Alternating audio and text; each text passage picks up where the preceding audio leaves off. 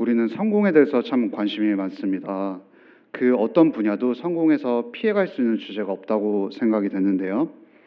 특별히 성공에 관해서 바이블이라고 불리는 책이 하나 있습니다. 여기 많은 성도님들이 아실 터인데 스티븐 코비의 성공하는 사람들의 7가지 습관이라는 책이 있습니다. 저도 이제 어릴 때부터 저희 아버지께서 회사를 하시다 보니까 그 책에 대해서 자주 나눠주시곤 하셨습니다. 그런데 그 책을 읽는 사람들이 많이 하는 말들이 뭐냐면 나는 이 7가지 습관대로 살아간 사람을 본 적이 없다라는 것입니다. 사실상 그 책을 읽어보시면 다들 아시겠지만 개인의 영역뿐만 아니라 대인 관계 속의 영역에서도 성공을 거둬야 하기 때문에 그 습관을 다 기른 사람은 이 지구상에 사실 아무도 없을 거라고 저는 생각하곤 합니다. 그렇다면 우리는 우리 스스로만의 노력으로 성공을 이뤄낼 수 있을까요? 사실 저는 이것에 대해서 많은 통찰을 얻은 사람은 바로 박진영입니다. 박진영 JYP 엔터테인먼트의 대표가 자신의 책에서 이런 말을 했습니다. 생각해보니 운이라는 것이 인생에서 너무 큰 비중을 차지하고 있었다. 그제야 나는 지금까지 이룬 성공도 운이 따라 주었기에 가능했다는 것을 깨달았다. 평화로운 대한민국에서 태어난 것, 화목한 가정에서 태어난 것, 건강한 신체와 정신을 가진 것, 예쁜 피아노 선생님을 만나 피아노를 열심히 친 것, 7살 때 미국에 살면서 영어를 배운 것, 그래서 마이클 잭슨을 만난 것, 고비마다 날 도와준 사람이 있었다는 것, 가사 앞문 등이 계속해서 잘 떠오르고 생각해 볼 수 있는 것은 끝이 없다. 나에게 성공의 요인이 하나둘씩 헤아릴 수 없을 정도로 많다고 박진영은 고백을 하는 것입니다. 우리 아이들 중에서 혹여나 서울대학교를 간 친구가 있다면 그 아이가 공부를 스스로의 능력으로 잘해서만 간 것일까요? 절대 그럴 수 없습니다. 그 아이를 뒷받침해 줄 수 있는 집에서 태어난 것, 전쟁이 잠시 멈춘 대한민국에서 태어날 수 있었던 것, 그리고 저는 고등부 아이들을 이제 3년간 보면서 많이 느끼는 거지만 공부는 재능이 너무나도 큰 비중을 차지하고 있습니다. 같은 1시간을 공부해도 센스가 남다른 아이들은 캐치하는 것이 남들보다 두세 배 더 많기 때문에 우리가 공부를 잘하는 것 또한 스스로의 노력만으로 이루어질 수 없는 성과라는 것을 확인할 수 있습니다. 특별히 건강도 너무나도 중요합니다. 공부를 오래 할 수 있으려면 건강하지 않고서야 책상에 오래 앉아 있을 수 없죠. 우리는 성공한다는 것이 단순히 개인의 요인뿐만이 아니라 주변 환경의 영향이 너무나도 지대하다는 것을 알 수 있는 것입니다. 그러면은 성도님들 중에서도 이렇게 말씀하실 수 있는 분도 계실 수 있습니다. 저는 그렇게 큰 성공 원하지 않아요. 그냥 내가 잘 수 있는 집 한 채, 그리고 나와 함께 할 수 있는 아이들, 그리고 건강한 몸, 체력, 이 정도만을 바라도 저는 행복할 것 같아요 라고 말하실 수 있는 분도 계실 수 있습니다. 그게 성공입니다. 그 작은 것이 우리의 힘으로 다 될 수 없는 것이기 때문에 우리는 사실상 성공을 누구나 추구한다고 해도 과언이 아닙니다. 직장에 다니신 분들은 한 프로젝트가 성공되길 원하죠. 누구도 실패되길 원하는 사람 아무도 없을 겁니다. 이제 수능이 100일이 채 안 남았는데 아이들이 원하는 대학에 성공적으로 대학을 가기를 원하지 누구도 실패하기를 원하지 않습니다. 자녀와의 관계 속에서 성공하길 원하지 실패하길 원하는 부모는 아무도 없을 줄 압니다. 우리는 이 성공이라는 주제에서 누구도 하나 배제될 수 없다는 사실을 기억한 채 오늘 본문을 맞이해야 될 것 같습니다. 오늘 본문은 많이들 설교자를 통해서 요셉처럼 13년을 인내하고 이겨낼 때 총리가 될 수 있다, 성공할 수 있다라고 결론을 자주 맺어지는 본문 중 하나입니다. 그래서 우리는 요셉처럼 꿈꾸는 소년이 되기를 소망한다라고 적용을 맺곤 하죠. 그러면 만약에 그렇게 결론을 맺어버린다면 우리 아이들 중에서 요셉처럼 될 수 있는 자는 극히 드뭅니다. 그러면 우리 아이들은 성공한 사람이 아니라 실패자에 가깝죠. 그럼 우리 아이들은 실패자일까요? 이 본문에 비춰보아서 우리 아이들은 결국 실패할 수 없어라고 결론을 내릴 수밖에 없을까요? 성경은 결국 그렇게 말하지 않습니다. 하나님께서 말씀하시는 성공이 무엇인지를 오늘 본문을 통해서 차근차근 조명해 보려고 합니다. 먼저 우리는 배경을 좀 살펴보길 소망합니다. 요셉이 오늘 본문에 이르기까지 어떠한 상황에 처했을까요? 어떠한 시간을 경험했을까요?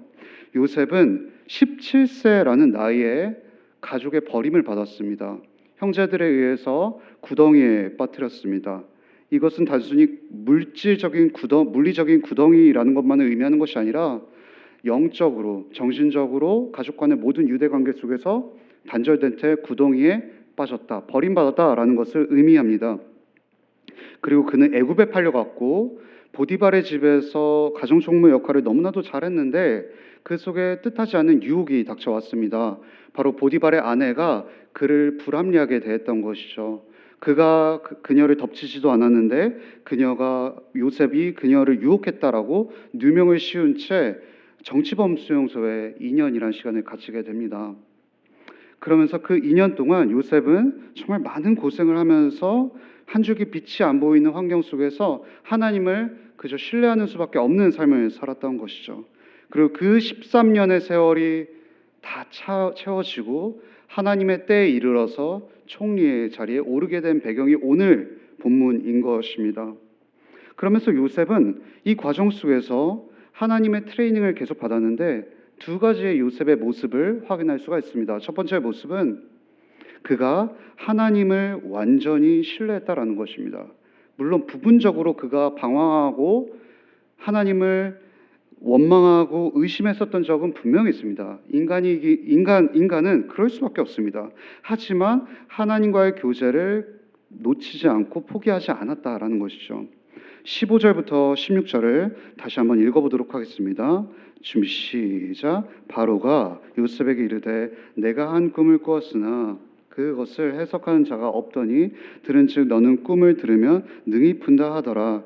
요셉이 바로에게 대답하여 이르되 내가 아니라 하나님께서 바로에게 편안한 대답을 하시리이다. 감옥 수감 생활 중에 그가 만난 두 사람이 있었습니다. 바로 떡 관원장과 술 관원장이었죠. 우리말로 관원장이라고 해서 뭐 별 볼 일 없는 사람일 것 같지만 우리말로 쉽게 이해해서 표현한다면 장관입니다. 떡 장관, 술 장관입니다.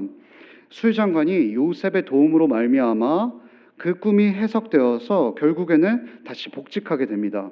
그런데 요셉을 기억하지 못하고 그가 그저 2년을 지나가게 된 것이죠. 그러면서 마침 바로가 해석하지 못하는 꿈을 꾸게 된 것입니다. 이때는 꿈이 너무나도 중요해서 꿈을 따라서 인생을 해석하는 것이 굉장히 유명했다고 합니다. 그래서 엘리트들이 꿈 해석하는 이 해몽의 작업에 있어서 선두주자의 그룹에 있었다고 합니다. 그래서 그들은 해몽집을 너무나도 많이 출판했는데 정말 놀랍게도 바로가 꾼 꿈은 그 해몽집에 나타나지 않는다라는 것입니다. 그러니까 바로의 주변에 해몽가들이 얼마나 조언을 많이 했겠습니까? 그런데 바로의 마음을 시원하게 해주는 해석이 아무도 없었다라는 것입니다. 그런데 15절에 이렇게 말을 하는 것입니다. 해석하는 자가 없더니 들은즉 너는 꿈을 들으면 능히 푼다 하더라. 이렇게 말하는 겁니다. 술 관원장이 2년 만에 생각이 난 겁니다. 아, 맞다. 나의 꿈을 그렇게 기적적으로 해석해준 히브리 노예가 하나 있었지라고 왕에게 요청하는 것입니다. 왕이시여, 그 히브리 노예가 분명하게 왕의 꿈을 해석해 줄 것입니다라고 한 것입니다. 그러면서 요셉을 마주해서 너가 그렇게 꿈 잘 풀어준다며라고 말해주는 것이죠. 그런데 16절에 요셉이 자신을 드러내지 않고 하는 말이 무엇이냐면 하나님께서 바로에게 편안한 대답을 하시리다 이렇게 말을 하는 것입니다. 예, 저 바로 그 사람입니다. 술 관원장을 복직해 줄 수 있었던 저 요셉입니다라고 말을 하지 않고 하나님께서 바로 당신에게 편안한 대답을 해주실 거예요라고 말하는 것이죠. 여기서 편안한이란 말은 우리가 너무나도 잘 아는 히브리어 샬롬입니다. 샬롬은 평안이라는 뜻을 갖고 있지 않습니까? 하나님께서 당신의 꿈을 평안하게 완벽하게 해석해 줄 것이에요 라고 선언하는 것입니다. 이것은 오버랩되는 장면이 있는데 창세기 40장 8절입니다. 제가 읽어드리겠습니다. 그들이 그에게 이르되 우리가 꿈을 꿨으나 이르되 해석할 자가 없도다. 요셉이 그들에게 이르되 해석은 하나님께 있지 아니하나이까 이렇게 말하는 것입니다. 여기서 핵심은 무엇이냐면 해석은 나에게 있다라고 말하는 것이 아니라 하나님께 있다라고 말을 하는 것입니다. 이 말을 한 요셉의 배경은 무엇이냐면 바로 불과 몇 년 전 감옥에서 일어났던 일입니다. 술관원장과 떡관원장의 꿈을 해석해 주면서 내 입술로 이 꿈을 해석해 주는 것 같지만 결국 이 꿈을 알려주신 분은 하나님께 있다라고 말하는 것입니다. 사람의 지혜가 아니라 하나님의 지혜에 모든 열쇠가 달려있다라고 말하는 것이죠. 그러면서 2년 동안 요셉이 잊혀지는 가운데서 요셉은 많이 성품이 뒤틀려질 수도 있고 하나님을 포기할 수도 있습니다. 그러면서 그는 하나님을 더 이상 신뢰하지 않을 수 있음에도 불구하고 2년이 지난 이 시점 속에서도 바로를 만난 이 일생일대의 중요한 순간에 하나님께서 당신의 꿈을 평안하게 해석해 줄 거라고 여전히 그의 신뢰가 흔들리지 않았다는 것을 보여주는 것이죠. 이것은 무엇을 말하는 걸까요? 여전히 우리 인생의 답은 하나님께 있다라는 그 신뢰가 흔들리지 않았다라는 것입니다. 물론 그 인생 속에서 얼마나 질문을 많이 던졌겠습니까? 하지만 그 앞이 보이지 않는 감옥의 순간 속에서도 이것만큼은 포기할 수 없었던 것이죠. 그리고 요셉이 하나님을 신뢰한 것뿐만이 아니라 계속해서 또한 느껴지는 것이 무엇이냐면 25절을 한번 같이 읽어보도록 하겠습니다. 25절 준비 시작. 요셉이 바로에게 아뢰되 바로의 꿈은 하나라. 하나님이 그가 하실 일을 바로에게 보이심이다. 요셉이 하나님을 신뢰했다라는 또 중요한 키가 무엇이냐면 바로 25절에 있습니다. 바로가 두 가지의 꿈을 꿨습니다. 우리가 너무나도 잘 아는 꿈이죠. 첫 번째 꿈은 무엇이냐면 살찌고 아름다운 일곱 마리의 소가 등장하기 시작합니다. 그런데 뒤이어서 마르고 파리한 일곱 마리의 소가 등장하죠. 그런데 그 마르고 파리한 일곱 마리의 소가 그 아름다운 소를 먹어 해치우는 것입니다. 그럼 먹어 해치웠다면 그 마른 소들이 살이 불어나야 되는데 오히려 더 말라가는 것입니다. 이게 첫 번째 꿈이었고, 두 번째 꿈은 무엇이었냐면 곡식에 대한 이삭에 대한 꿈이었습니다.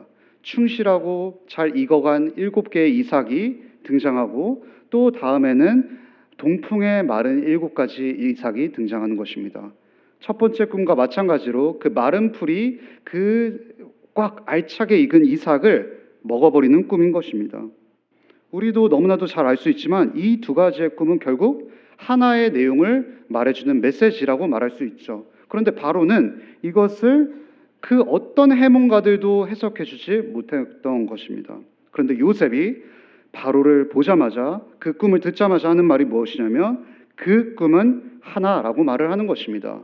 왜 이렇게 말을 할 수 있었을까요? 바로 창세기 37장의 경험이 있었기 때문인 것이죠. 요셉이 구덩이에 빠지기 전에 형제들에게 해줬던 말이 있지 않습니까? 바로 자기의 두 개의 꿈을 말을 해주었던 것입니다. 첫 번째 꿈은 무엇이었을까요? 곡식단들이 다 엎드려 있는데 자기의 곡식단만 서 있는 것입니다. 그리고 두 번째 꿈은 무엇이냐면 해와 달과 11별들이 자기에게 다 절을 하는 것입니다. 요셉이 그때는 그 꿈을 잘 해석하지 못했습니다. 그리고 이 꿈을 완전하게 해석하는 때는 언제냐면 창세기 50장입니다. 하나님께서 나를 이렇게 형제들이 인도해 주기 위해서 먼저 보내셨군요 라고 말하는 대목이 있지 않습니까? 그제서야 비로소 완전하게 해석할 수 있지만 이쯤 되면 요셉은 그 꿈이 정말이었다라는 것을 진짜 신뢰하기 시작한다라는 것입니다. 37장의 신뢰가 이 41장의 신뢰로 연결되는 장면인 것이죠. 하나님께서 꾸어주셨던 그 꿈이 여기서도 바로의 꿈의 동일한 원리로 이어진다라는 요셉의 확신이 있었다라는 것입니다. 하나님을 신뢰했던 것이죠. 하나님께서 나와 같이 바로에게도 동일하게 역사하신다라는 것을 믿었기 때문에 그렇게 자신 있게 말을 해줄 수 있었다라는 것입니다. 그리고 너무나도 재밌게도 바로 또한 그 꿈이 하나라는 것을 이미 직감하고 있었습니다. 어디에 해답이 있었을까요? 32절입니다. 한 목소리 읽어보도록 하겠습니다. 바로께서 꿈을 2번 겹쳐 꾸신 것은 하나님이 이를 정하셨습니다. 하나님이 속히 행하시니라. 바로가 직감적으로 이 두 가지 꿈이 하나라는 사실을 알고 있었던 그 증거는 무엇이냐면 32절에 나오는 꿈이라는 단어가 복수가 아니라 단수였던 것입니다. 두 가지 꿈을 이야기했을 때 꿈 해몽가들은 저마다 다 다르게 해석을 해버리니까 바로의 마음을 시원하게 해주지 않는 겁니다. 이 꿈은 하나인데 왜 쟤네들은 자꾸 두 가지로 해석하는 거지? 라고 생각했던 거죠. 그런데 요셉이 자기의 마음을 시원하게 해주는 것입니다. 나의 직감이 틀리지 않았다라는 것을 연결해 준 것이죠. 바로 요셉은 하나님을 계속해서 신뢰하며 이 13년의 세월을 견뎌냈던 것입니다. 그런데 요셉이 했던 게 또 하나가 있습니다. 바로 행정일을 계속했다라는 것입니다. 창세기 39장 4절을 한 목소리 읽어보도록 하겠습니다. 요셉이 그의 주인에게 은혜를 입어 다 섬김에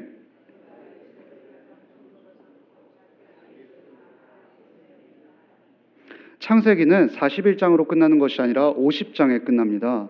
41장이 되어야 총리가 되는데 총리가 되기까지 요셉이 겪은 고난의 세월은 13년입니다. 그러면은 요셉이 110세까지 살지 않습니까? 그러면 자연스럽게 계산을 하다 보면 총리를 몇 년을 하냐면 30세부터 110세까지 하니까 80년의 세월을 하는 거죠. 우리는 그러면은 13년의 세월과 그 80년의 세월 중에 우리에게 더 많이 느리게 지나가는 것은 무엇일까요? 13년입니다. 왜냐하면 고난은 하루하루가 너무 벅차기 때문인 것입니다. 그럼 우리가 요셉의 삶을 단편적으로 13년의 세월은 허비되는 시간이야 라고 결론 지을 수도 있습니다. 80년만 진짜 누린 시간이고 13년은 아무것도 아닌 시간이야 라고 소비되는 시간이라고 치부할 수 있죠. 하지만 여기서 계속해서 요셉은 했던 일이 있었던 것입니다. 바로 행정일이었던 것이죠. 39장에 나오는 요셉은 보디발의 가정총무로서 살아가는 것입니다. 가정총무가 무슨 역할을 하는 걸까요? 그 국방부 장관의 집에서 모든 일들이 어떻게 순서로 돌아가고 있는 건지를 체크하는 작업을 요셉이 했었겠죠. 그 집은 단순히 한 개인의 집이 아니라 국방부 장관의 집이었기 때문에 오늘날로 치면 작은 기업의 해당이 될 것입니다. 우리가 흔히 가수 아이유도 움직이는 기업이라고 하지 않습니까? 하지 않습니까? 국방부 장관의 집도 마찬가지였겠죠. 그 집을 돌아가게 하기 위해서라면 요셉은 행정일에 능통해야 했습니다. 이때부터 연마한 것이죠. 여기서 멈췄을까요? 39장 21절 22절을 제가 읽어드리겠습니다. 여호와께서 요셉과 함께 하시고 그에게 인자를 더하사 간수장에게 은혜를 받게 하심에 간수장이 옥중 죄수를 다 요셉의 손에 맡김으로 그 재반 사물을 요셉이 처리하고 그 2년의 감옥 세월이 요셉에게 허송 세월처럼 느껴졌지만 하나님은 그 세월 속에서도 행정일을 멈추지 않게 하신 겁니다. 재반 사물을 요셉에게 처리하는 역할을 맡기게 하신 거죠. 그리고 39장을 유심히 읽어본 성도님들이 계시다면 알 수 있지만 술 관원장과 떡 관원장을 섬기는 일을 하게 합니다. 그 섬기는 일을 훗날 왕을 보좌하는 일을 미리 경험케 하는 거죠. 하나님께서는 그저 허송세월로 시간을 낭비하게 하신 것이 아니라 요셉을 80년의 세월을 위해 준비시켜가고 있던 차였던 것입니다. 하루도 허비되는 시간이 없었던 것입니다. 창세기 41장 33절부터 36절을 한번 읽어보도록 하겠습니다. 이제 바로께서는 명철하고 지혜 있는 사람을 택하여 애굽 땅을 다스리게 하시고 바로께서 또 이같이 행하사 나라 안에 감독관들을 두어 그 7해 풍년에 애굽 땅의 5분의 1을 거두되 그들로 장차올 풍년의 모든 곡물을 거두고 그 곡물을 바로의 손에 돌려 양식을 위하여 각 성읍에 쌓아두게 하소서. 이와 같이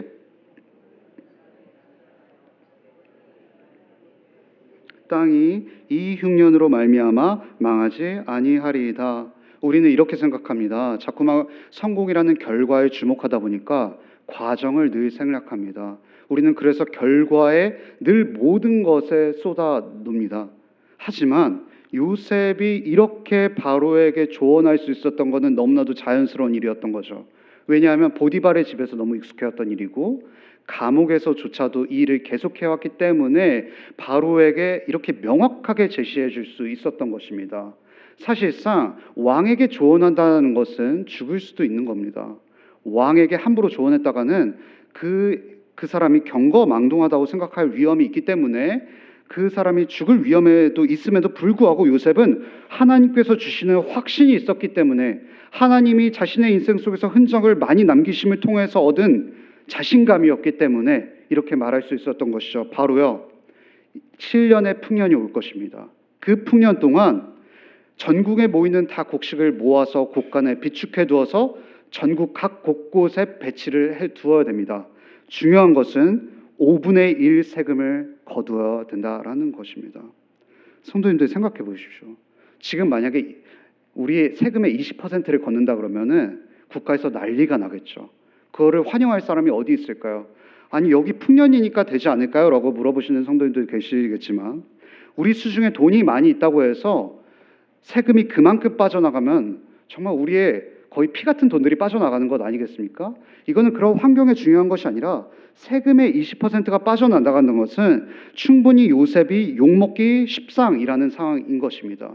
그 요셉은 이 상황을 견뎌야 했던 것이죠. 그리고 7년의 풍년이 계속할 것이라고 어떻게 확신할 수 있었을까요? 사실상 풍년이 7회 계속된다는 것은 사실 기적과 같은 순간이 아닙니까? 1년, 2년, 3년, 4년, 5년이 지난다고 해서 그 백성들이 의심의 눈초리가 멈출 수가 없는 겁니다. 7년의 세월을 견뎌야 하는 것이죠.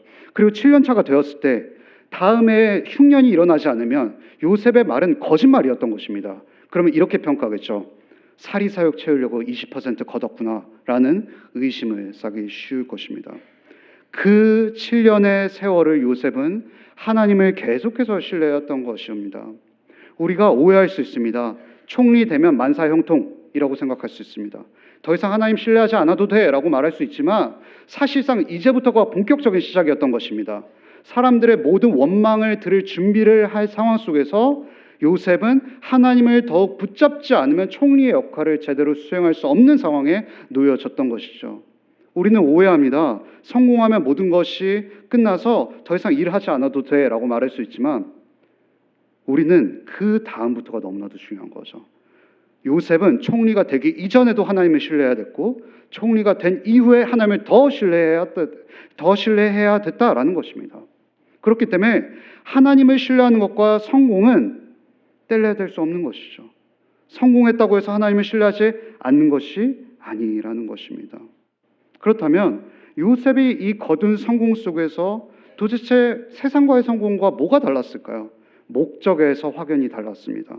44절부터 46절 한번 읽어보도록 하겠습니다. 준비 시작. 바로가 요셉에게 이르되 나는 바로라 네 허락 없이는 수족을 놀릴 자가 없으리라 하고 그가 요셉의 이름을 사브낫 바네아라고 하고 또 온의 제사장 보디베라의 딸 아스낫을 그에게 주어 아내로 삼게 아니라 요셉이 나가 애굽 온 땅을 순찰하니라. 요셉이 애굽 왕 바로 앞에 설 때 30세라. 그가 바로 앞을 떠나 애굽 온 땅을 순찰하니 만약에 제가 요셉이었다면 저는 마음이 악했기 때문에 총리가 되자마자 발걸음이 향했던 곳이 있을 겁니다. 일단은 7일간 파티를 즐겨야 되지 않겠습니까? 13년 세월을 내가 그렇게 고생했는데 잔치 한번 거하게 열어서 나의 성공을 모두가 기념하게 하자라고 생각을 할 수가 있겠죠. 그러면 이제 7일간의 성공의 여운이 끝나지 않은 채 어디로 향해 달려가야 되냐면 복수하러 가야죠. 보디발의 집에 가야 되지 않겠습니까? 이제 국방부 장관이 내 밑이니까 더 이상 문을 두드리지 않습니다. 노크하지 않습니다. 이리 오너라 이렇게 말을 하겠죠. 그럼 이제 국방부 장관이 황급히 달려오기 시작합니다. 총리 오셨습니까? 라고 말하는 것이죠. 그러면서 이렇게 말합니다. 아내 불러봐라. 이렇게 말합니다. 그럼 아내가 이제 살금살금 기어서 오는 것입니다. 그러면 제가 보디발에게 이렇게 말하는 것이죠. 와이프 관리 잘하자. 이렇게 말하는 것입니다. 그러면 얼마나 보디발이 부끄러웠을까요? 이 모든 한마디에 다 응축되지 않습니까? 그리고 저는 여기서 멈출 수 없습니다. 또 어디를 가야 될까요? 술관원장에게 가야죠. 너 왜 이렇게 기억 못해?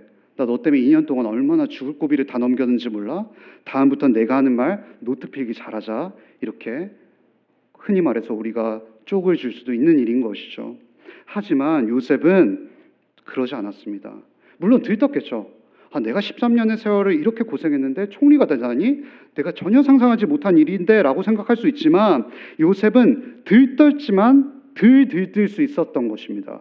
왜 그랬냐면 하나님을 신뢰했고 하나님께서 주신 사명을 계속했을 뿐인 것이죠. 그것이 45절에 어떻게 말하냐면 45절 46절에 공통적으로 등장하는 단어가 있는데 바로 순찰하다라는 단어입니다. 그가 성공을 하자마자 한 일이 무엇일까요? 파티였을까요? 아닙니다. 순찰의 일을 한 것입니다. 그는 하나님께서 주신 사명을 너무나도 확실하게 알았기 때문에 내가 거둔 성공이지 않다라는 것을 겸손하게 알 수 있었습니다. 그렇기 때문에 하나님께서 주신 일들을 차근차근 빨리 해내야 됐다라는 것이었습니다. 애굽 곡간이 어떻게 운영되는지를 살펴야 그 7년의 흉년을 대비할 수 있지 않겠습니까? 7년의 곡간이 어떻게 운영되었고 그곳에서 부정부패는 없는지를 체크해야 되죠. 그리고 이것을 누구보다 잘 관리할 수 있는 사람들을 빨리 세울 수 있는 작업의 첫 번째 준비 단계가 바로 순찰이었던 것입니다. 이것이 바로 하나님을 신뢰한 사람들의 특징입니다. 하나님을 신뢰한 사람들은 이렇게 신뢰하지 않습니다. 내가 이렇게 13년의 세월을 견디면 성공할 거야 라고 그 세월을 견디지 않습니다. 하루하루가 나에게 주신 일이고 하나님께서 맡겨주신 사명의 일이기 때문에 이 하루를 잘 살아내는 것이 바로 행복이다라는 것을 알고 있는 것이죠. 우리는 자꾸 성공만을 보게 되면 하루하루를 놓치게 됩니다. 하지만 요셉은 어느샌가 하나님의 트레이닝 속에서 습관이 길들어졌던 것입니다. 이 행정의 작업들이 그에게는 너무나도 당연한 일이었던 것이죠. 그에게는 성공이 목적이 아니었습니다. 수단이었던 것이죠. 무엇을 위한 수단이었을까요? 사람들을 섬기고 하나님의 사명을 이루어내는 수단이었던 것이죠. 우리는 자꾸만 성공이 목적이 되니까 성공의 자리에 올라갔을 때 그렇게 많은 사람들이 타락하게 되는 것이죠. 미끄러지는 이유가 무엇일까요? 성공의 자리, 직위, 명예가 그 자체가 모든 것이 되어버렸기 때문에 우리는 그것을 획득한 이후에 너무나도 공허하고 그 공허함을 이겨내기 위해서라면 사람들의 존경을 계속해서 붙잡아야 되는 것이죠. 그러면 사람들을 섬길 틈이 없습니다. 내 밑에 있는 사람들을 막대하기 시작하죠. 내 밑에 있는 사람들이 만약에 나의 성공과 명예를 위협하는 수단이 된다 그렇게 여겨진다면 그 사람들을 빨리빨리 제거해내는 수밖에 없는 것이죠. 요셉은 달랐습니다. 성공 자체를 즐긴 것이 아니라 성공은 하나님과 사람을 섬기는 수단이라는 명확한 의식이 있었던 것이죠.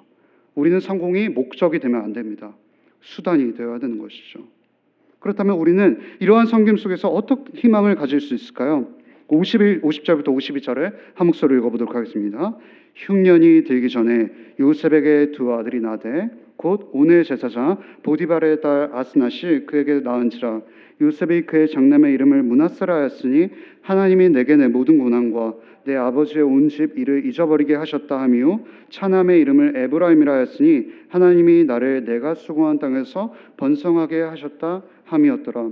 그렇게 섬김을 목적으로 한 요셉의 성공 속에서 낳은 두 아들이 바로 우리가 너무나도 잘 아는 므낫세와 에브라임입니다. 그런데 므낫세의 뜻은 무엇이냐면 잊어버렸다라는 뜻입니다. 그리고 에브라임의 뜻은 번성하다라는 단어인데 이 말은 히브리어로 열매 맺다라는 단어와 굉장히 연관성이 있습니다. 그런데 요셉의 13년과 잊어버렸다와 번성하였다라는 말은 너무나도 어울리지 않는 단어죠. 우리는 그렇죠. 성공해도 고통이 잊어질까요? 나의 상처가 완전히 포맷 될까요? 그럴 수 없습니다. 요셉이 10세에 경험했던 구덩이에 빠졌던 습관은 평생 동안 그에게 정말 고통스럽고 밤에 꿈에 나온다면 밤잠을 설칠 정도로 힘들게 하는 족쇄와 같았을 것입니다.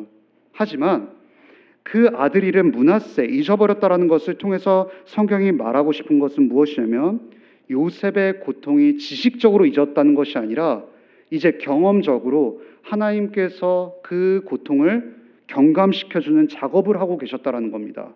이게 무슨 말일까요? 그 트라우마가 요셉의 남은 80년을 발목 잡지 않는다라는 것입니다. 발목 잡을 정도로 좌절하게 만들 정도의 고통이 더 이상 되지 않았다라는 것이죠. 우리가 흔히 이렇습니다. 자꾸만 우리 세대 속에서 PTSD라는 단어가 많이 등장하기 시작합니다. 예전에는 중학교 때 선생님께 매 맞는 것이 일상이었는데 이제 아이들이 한 대만 맞아도 선생님 PTSD 올 것 같아요. 교육부에 말해도 될까요? 이제 이런 시대가 되지 않았습니까?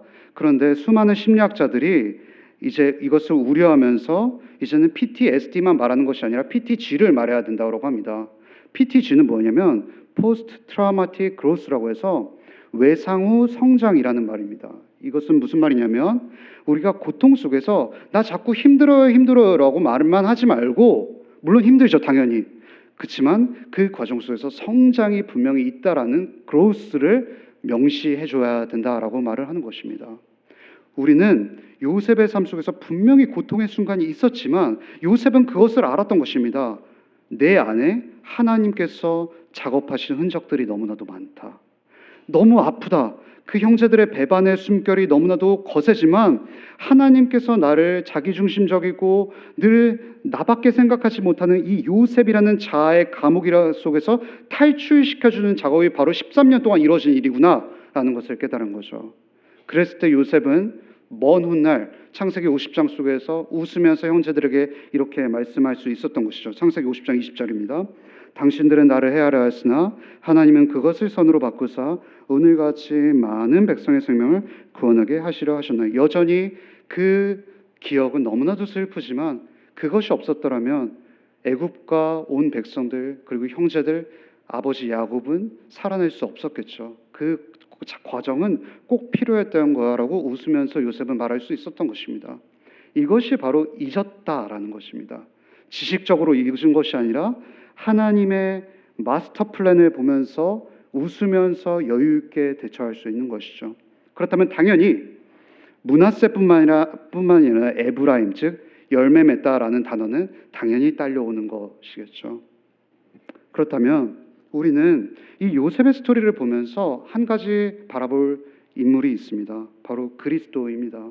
요셉의 스토리를 계속해서 바라보고만 있으면 예수님을 바라보지 않을 수 없습니다. 예수님도 너무나도 중요한 열매를 맺으셨죠. 고린도전서 15장 20절 한번 읽어보도록 하겠습니다. 그러나 이제 그리스도께서 죽은 자 가운데서 다시 살아나사 잠자는 자들의 첫 열매가 되셨다. 예수님도 성공을 쫓아가셨습니다. 그런데 그것은 세상의 성공과는 너무나도 달랐는데 신약 성경에서 첫 열매라고 등장하는 모든 말은 예수 그리스도의 부활을 가리킵니다. 예수님의 성공은 부활과 승천이었습니다. 그런데 그 부활과 승천 그 부활과 승천이라는 성공의 목적은 무엇이냐면 하나님과 저와 여러분을 섬기기 위했던 것이죠. 하나님과 저와 여러분의 구원을 위해서 예수님은 그 목적을 향해 달려갈 수 있었던 것입니다. 그 과정 속에서 13년보다 더한 십자가라는 고통이 있었지만 예수님께서는 예수님의 80년인 저와 여러분을 위해서 묵묵히 감당하실 수 있었던 것이죠. 그래서 히브리서 12장 2절에 어떤 말이 나오냐면 그 앞에 있는 즐거움을 위하여 참으사라는 말이 있습니다. 그 예수님의 즐거움은 누구였을까요? 바로 여기 앉아있는 저와 여러분인 것이죠. 여러분의 13년이 너무나도 변하지 않고 나아지는 것이 없어서 고통스러우신가요? 하루하루 허비되는 시간이 아닙니다. 그 모든 시간들을 하나님께서 바라보고 계시고 우리를 위해서 예수님께서 십자가라는 13년보다 더한 고통을 당하셨다는 것을 기억할 때 우리는 오늘 하루를 살아갈 수 있는 용기를 가질 수 있을 것입니다. 모두 이 용기를 품으시면서 남은 삶을 굳건하게 살아가시기를 간절히 소망합니다.